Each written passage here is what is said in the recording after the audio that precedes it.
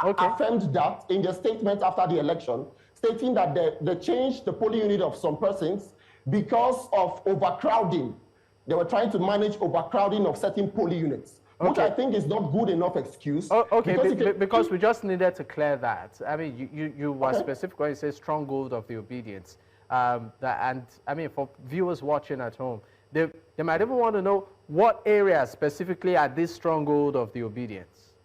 That's why I gave you clear example of the polling unit, for instance, of AMAC chairman, Dr. Mo, which you could see only 10, there about 10 persons being allowed to vote, because most persons, discovered that their polling unit was moved, overnight.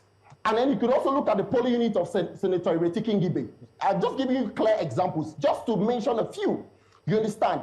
And then all of this happened, most persons in an attempt to trace the new location of the polling unit that INEC claims to have moved them to, which was not traceable whatsoever.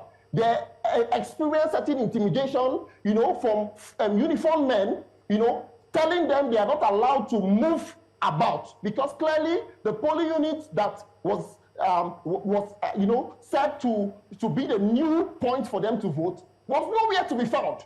So a whole lot of Nigerians were disenfranchised by the actions of INEC, which is a pitiable situation for Nigeria. It is a mockery of our democracy today. And then we could also see the statement of the FCT minister yesterday when he told APC supporters that just come out and vote, leave the rest to me, showing very clearly that he had, some particular role to play on their behalf. And that is very clear when we look at the results today. You see a whole lot of mutilations, cancellations, and all in the favor of APC. You would see the votes of APC on so many polling units even going far above accredited voters. And INEC made no statement in addressing all of that. In fact, as a matter of fact, their statement that they made after the elections was, it's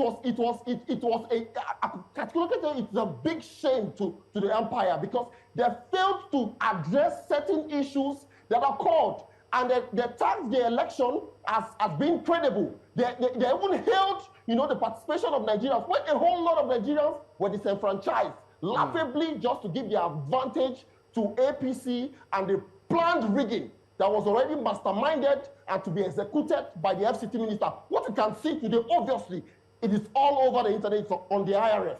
So you can go there and verify for yourself and see these things playing out.